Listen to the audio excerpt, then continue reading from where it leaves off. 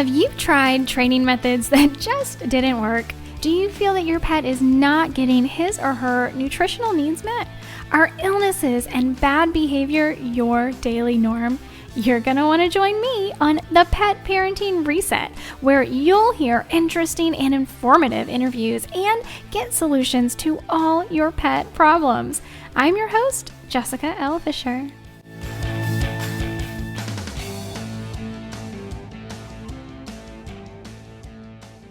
Well, hey guys, welcome back to the Pet Parenting Reset. So a few weeks ago, we had an incredibly amazing guest, Dr. Odette Suter.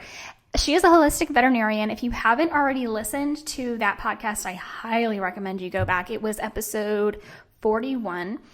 So Dr. Suter sent out to everybody on her email list a free PDF on a holistic approach to creepy crawlies. So we're talking about mosquitoes, fleas, ticks, all the nasty things that we don't love to think about or talk about. And it was free. I'm going to link this PDF in the show notes. So you can go to thepetparentingreset.com, click on show notes, and you can get this for yourself. But I wanted to go over it with you because she has a little bit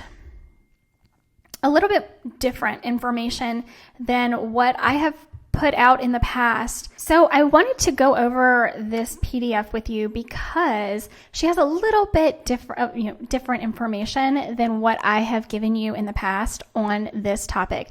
Now, yes, we have talked about fleas and ticks a few times. There's probably more information on Patreon than anywhere else.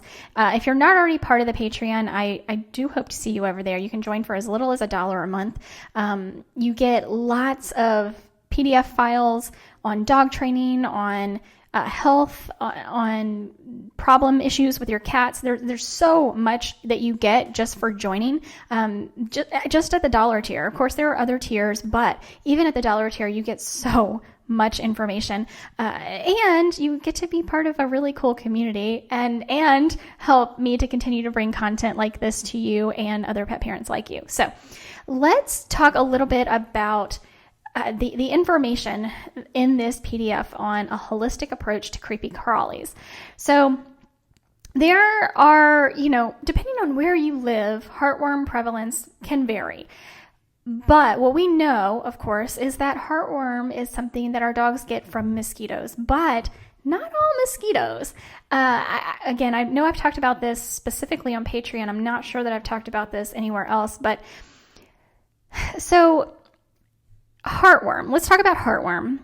To know when to test and what stage of the worm cycle is addressed with preventatives, it is important to understand the life cycle of the actual parasite itself.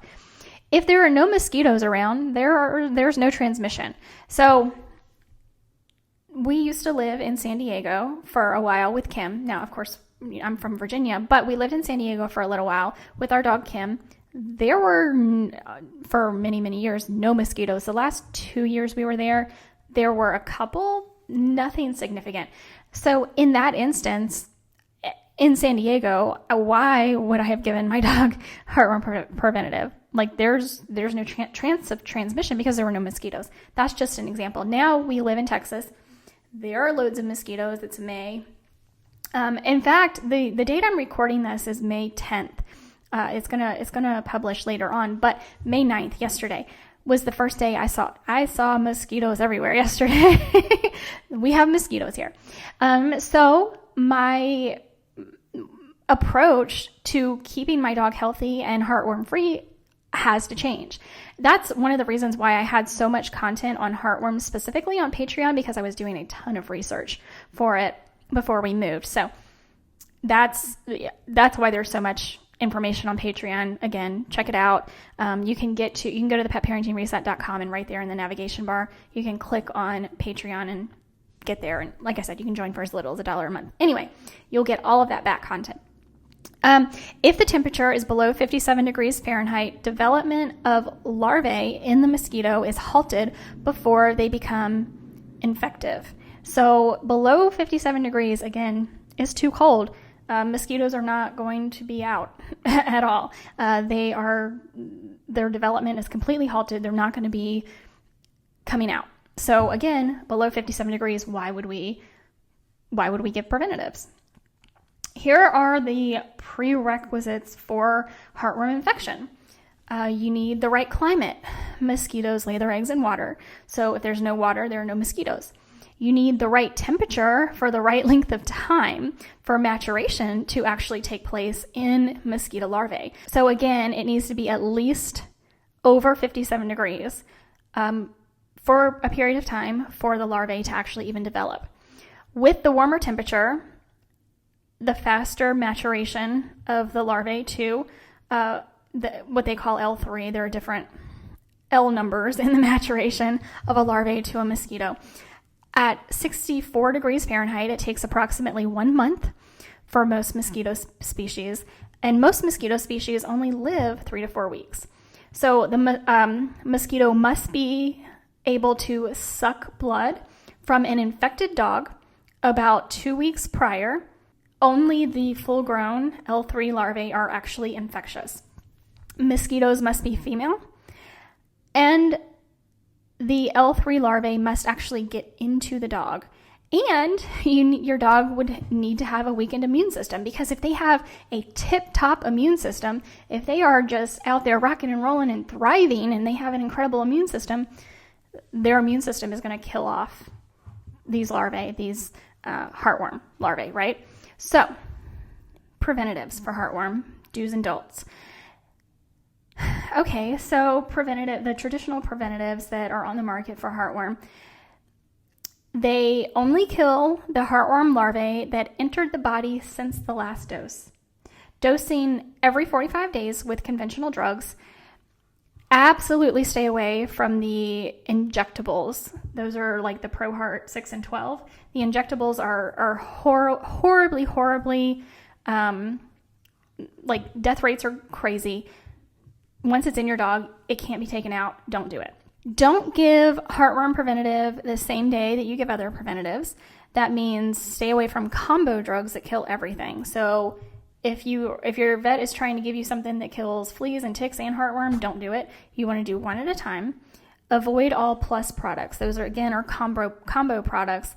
If your dog needs to be dewormed or has any sort of GI parasites, again, these are something you want to do at separate times. If you're using herbal preventatives or even no preventative at all, you're going to want to test more often than yearly. For some veterinarians, Dr. Suter says 3 to 4 times a year. I would say 2 times a year is probably going to be really, really good. You're probably going to be able to catch anything you need to catch, especially if you're doing everything else you need and you feel, if your dog is super healthy, thriving, they have no issues. They are eating a species appropriate diet. You're not over vaccinating. You're not giving them chemicals. They don't live in an environment that is overly laden with chemicals, yada, yada. If you're doing all the things, if you are that 2.0 pet parent, you probably can get away with twice a year. Detox for 7 days after treatment. Dr. Odette Suter is giving milk thistle as an example. Do not use any flea, tick, or heartworm preventative in animals that already have seizures, because all of these are neurologics and they can cause seizures in dogs. So if your dog already has seizures, this is going to exacerbate the problem. If you are one of those people that you absolutely are going to use some sort of preventative offered by your veterinarian, you're not going to go the herbal route, you're not going to go the natural route. Dr. Odette Suter says that Interceptor is the safest, which is the actual term of the drug is milbemycin, but it goes by the label Interceptor. So that's what she's saying is the best or the safest of all drugs that you can get from your veterinarian. Now, natural prevention, you can treat the environment. Beneficial nematodes eat mosquito larvae. Stay inside during high flying times, which is going to be dusk and dawn. That's what I was saying that yesterday I saw a ton of mosquitoes. It was at dusk. spray your animal with a safe deterrent. Now, we'll talk a little bit more about that in just a minute because she has one, and then I'm going to tell you about one. Consider an herbal preventative such as HWF from Amber Naturals. Anything that I'm talking about in this PDF, anything that I'm going over in this PDF, I'm going to go over a little bit more into detail when we're done with the PDF, but this PDF is going to be available to you on the show notes. Test 3 to 4 times a year. Again, she says if you're using herbal or no prevention. Healthy animals are much less attractive to pests and have a strong immune system. So again, that is what I really, really focused on with Kim with our move from San Diego into Central Texas, was making sure her immune system is in tip-top shape so that I can feel comfortable using natural remedies to keep her safe from fleas and ticks and mosquitoes. Okay, so fleas. Fleas are annoying, but they can transmit tapeworm and Bartonella, which is what we call cat scratch fever. Some animals are actually allergic to the flea saliva. So if you've heard of flea dermatitis, it's because they're allergic to the saliva of the fleas. One flea, literally one singular flea, is enough to trigger that response. So here are the facts from Dr. Odette Suter. The number of fleas on your animal represent only 5% of the total population.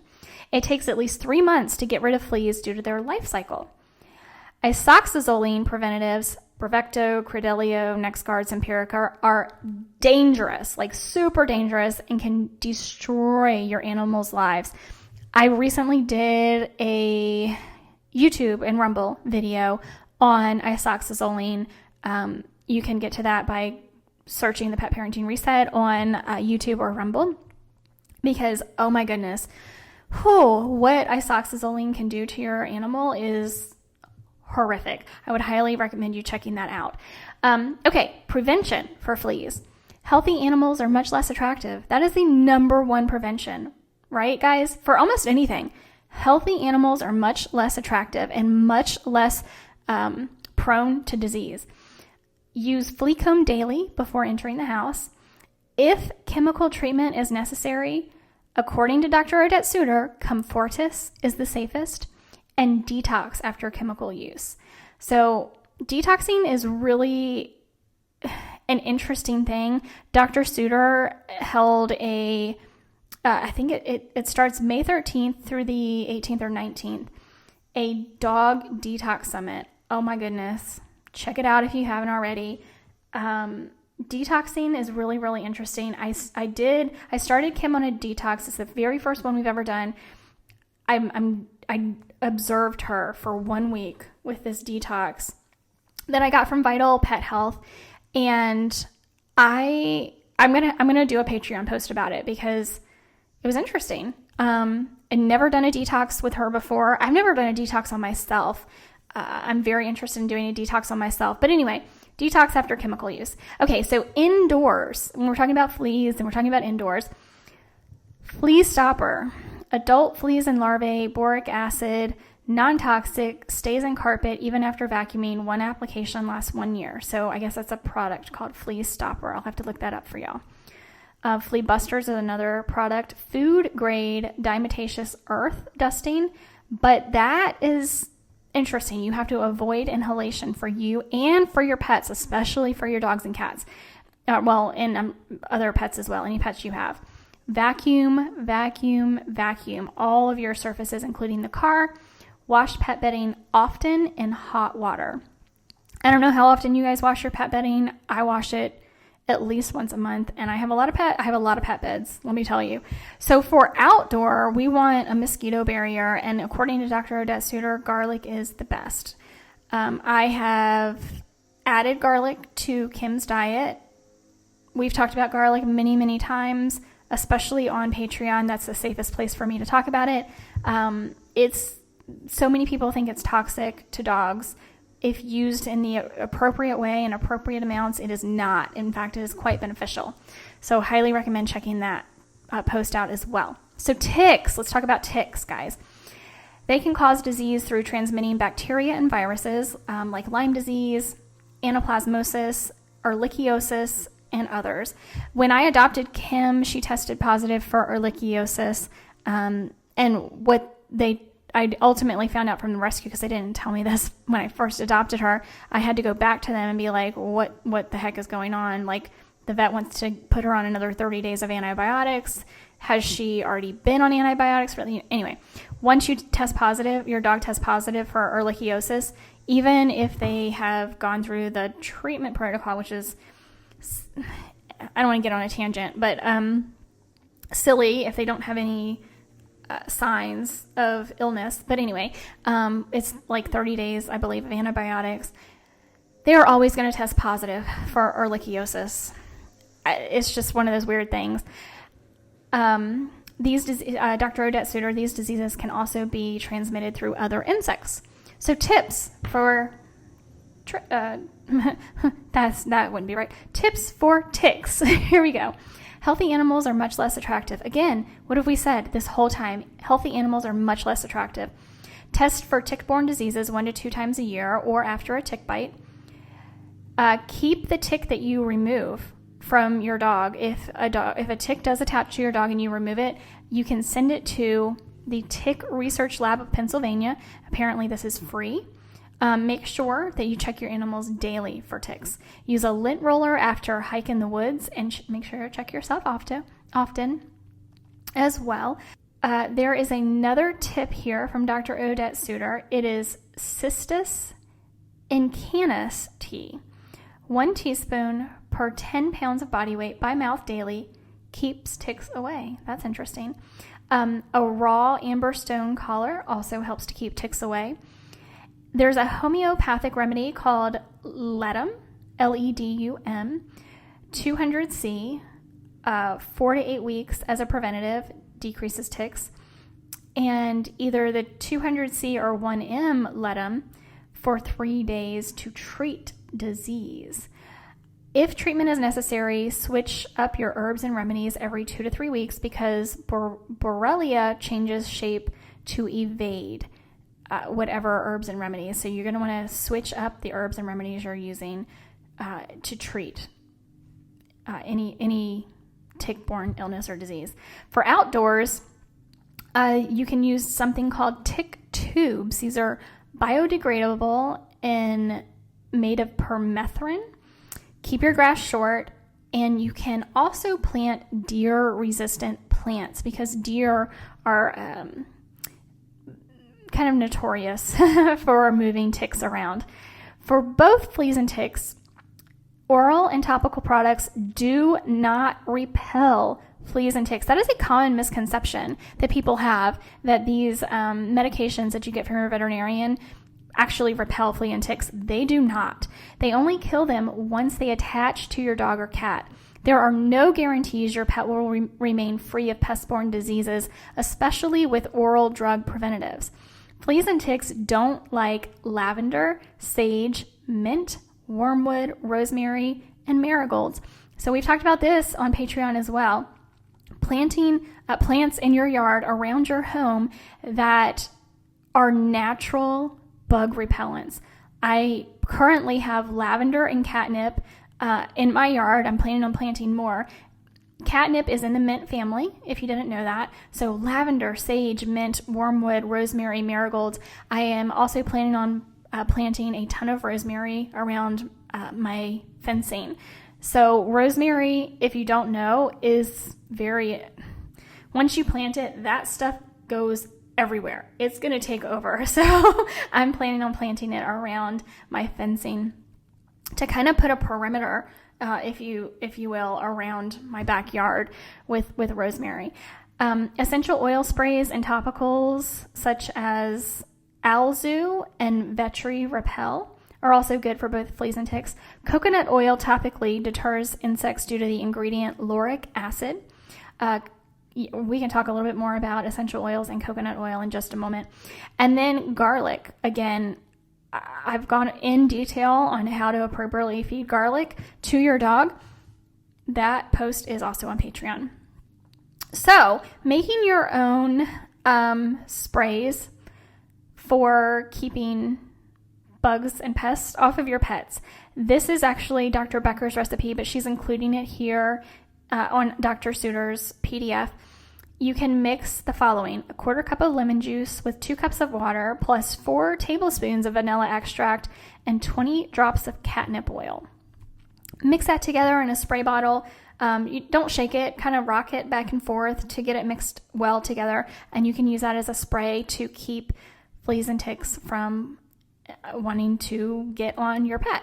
Alternatively, you can do this different spray. It's 8 ounces of water, 4 ounces of apple cider vinegar, 10 drops of neem oil, not the essential oil, but the actual neem oil itself, 10 drops of catnip oil, 5 drops of one of the following. Now, this is for dogs only, by the way, guys: lemon, lemongrass, eucalyptus, or geranium essential oil.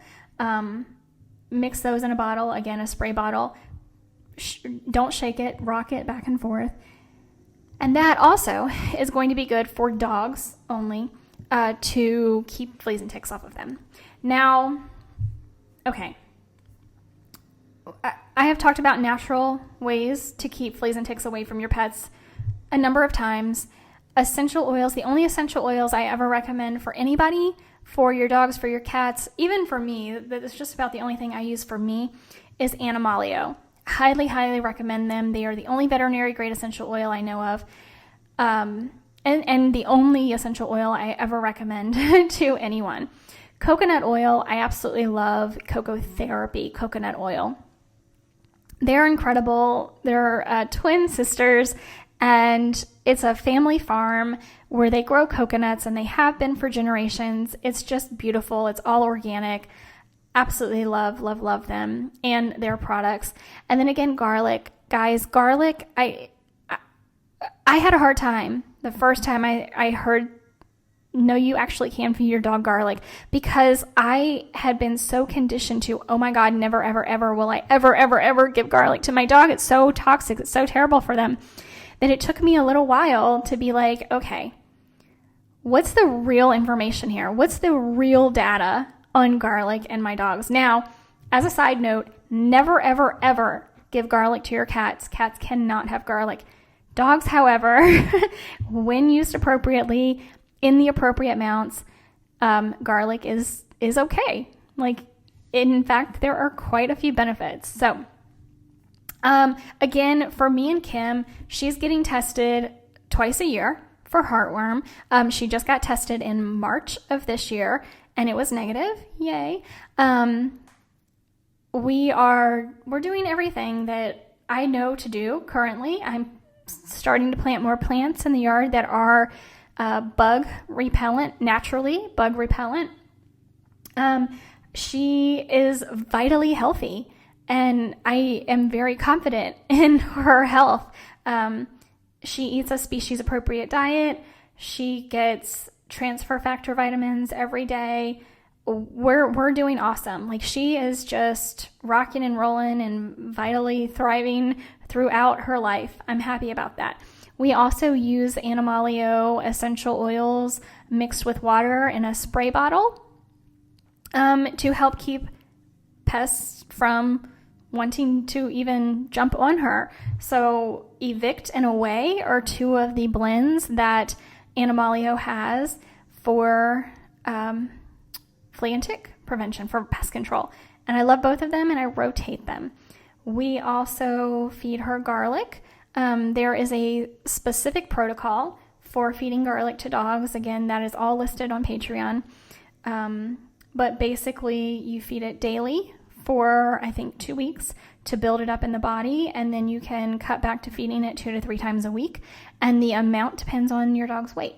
So there's a lot of research that has gone into this, exactly how to do it, because it's not like you can just buy chopped garlic at the grocery store. You need to start with fresh, organic garlic, sourced locally if possible, and you need to chop it right when you are going to be feeding your dog. So there's a lot of really good research and data as to how it works, why it works, and how to use it with your dog. So don't be afraid of it.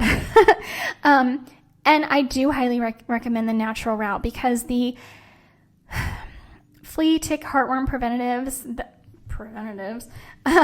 that are available on the market today, if you have not had the risk versus reward conversation with your veterinarian about them, I highly recommend you call your veterinarian right now and say, we haven't had the risk versus reward conversation on this flea and tick medication or this heartworm medication, and I need to hear it, because I'm not convinced that this is the right thing for my animal moving forward. I highly recommend you have that conversation with your veterinarian, because they need to list out all of the risks of everything they are advising you to give your pet. Ultimately, you are the decision maker, and it is your responsibility to do as much research as possible to make the appropriate decisions for your animal. Your veterinarian is part of your pet's medical team, and you are the head of that medical team. So, with that being said, go to the show notes to get your copy of this PDF from Dr. Odette Suter. It is at thepetparentingreset.com. Click on show notes and find this episode. And yeah, so I hope that's helpful. I hope it kind of breaks things down for you I didn't want to make this too long of a podcast episode, because I wanted you to be able to walk away and say, okay, I understand that this is what I can do. This is what I probably should do. This is probably what I shouldn't do. I need to have this conversation with my vet. There are really good natural alternatives. Let's look at this route moving forward. But again, the absolute best thing you can do for your pet, whether we're talking about fleas, ticks, mosquitoes, whether we're talking about disease, which by the way is inflammation in the body. Disease is bred from inflammation. Regardless of what we're talking about, the absolute best defense is a good offense, and the best offense is that your pet is vitally healthy. Making sure their immune system is in tip-top shape. That starts with feeding a species-appropriate diet, reducing the chemical load in the body, reducing the chemical load in the environment, reducing, not over-vaccinating. There's not a whole lot. There's like a core of things to do that will radically change the health of your pet. By the way, all of these same things will radically change your health as well. So with that, I'm going to end today's podcast. I hope y'all are having a really, really wonderful day wherever you are, wherever you're listening. And if you haven't rated the podcast already, please do so. I've talked about Patreon a lot today. I'm going to ask you one more time to go join the Patreon. Go to thepetparentingreset.com and click on Patreon in the top navigation window. With that, I'm going to say, give your pet some extra love from me. Until next week. Bye, guys.